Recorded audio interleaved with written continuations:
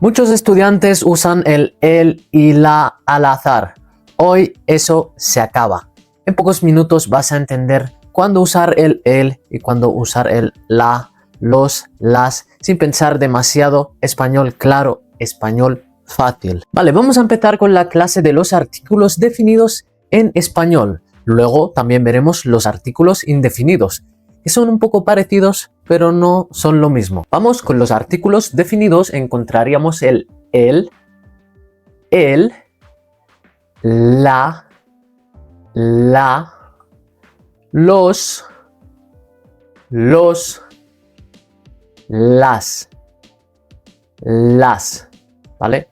Vamos a ver cómo funciona cada uno de estos, ¿sí? Empezamos con el. Encontramos que es masculino singular, ¿sí? Es una sola persona. Una sola persona, un solo objeto, es una sola cosa, ¿vale? El, por ejemplo, tenemos el coche, masculino y una sola cosa. El problema, ¿sí? Lo mismo, masculino y una sola cosa. El teléfono, ¿vale? Masculino y una sola cosa. Luego encontramos la variante femenina del el, que sería el la, ¿sí? La. Femenino, singular, femenino y una sola cosa o una sola persona.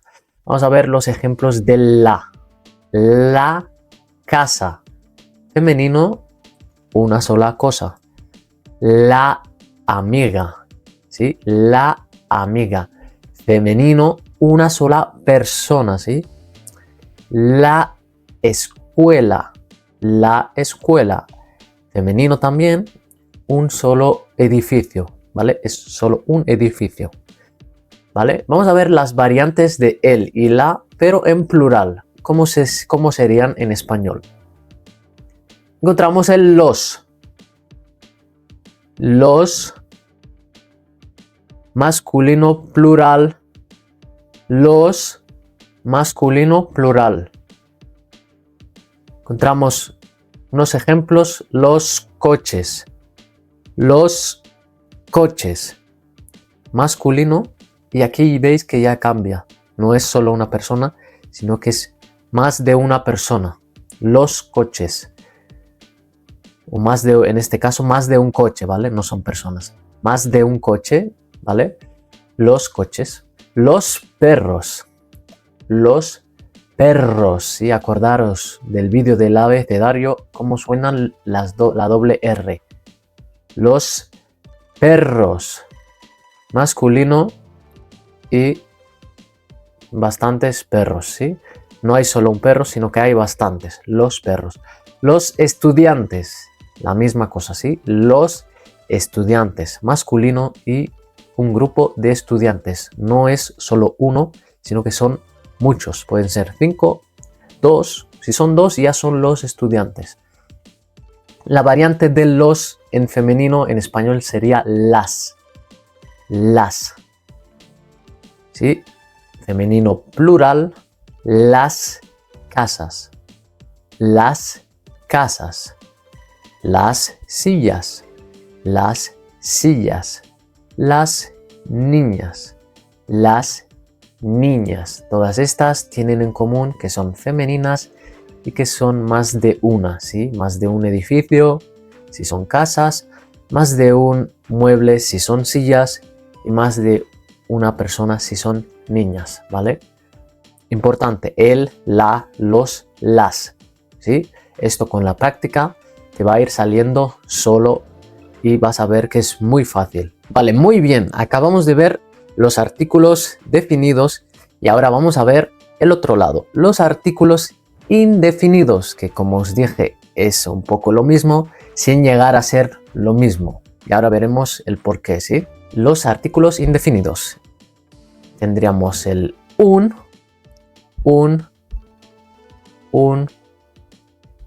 masculino singular, un coche,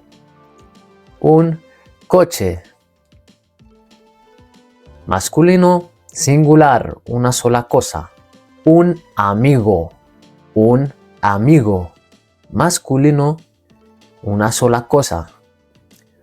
Una. Una.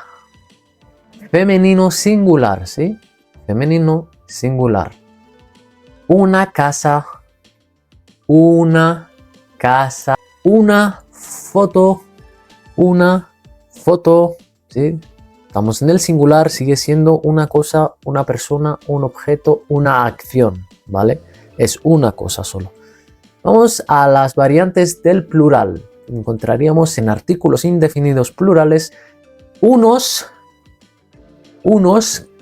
que los usaríamos para el masculino plural, unos libros, masculino plural, unos chicos, masculino plural, unos chicos, masculino plural, ¿vale?